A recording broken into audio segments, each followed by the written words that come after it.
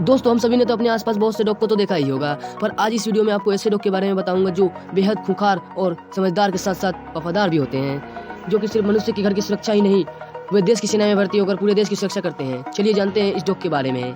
दोस्तों, इसका नाम है जर्मन शेफर्ड। इसका नाम सुनते ही आपको बेहद खूंखार और खतरनाक होने का आभास जरूर हुआ होगा। आपको बता दें कि ये लोगों पर 108 किलो के दबाव से अटैक करता है, जिसके बाद मनुष्य का बच पाना मुश्किल है।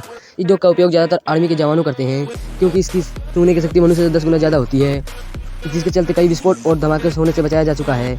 अपने देश की सुरक्षा के प्रति इस डॉग के योगदान के लिए एक लाइक तो बनता है। ये वीडियो आपको कैसे लगी कमेंट सेक्शन में जरूर बताएं।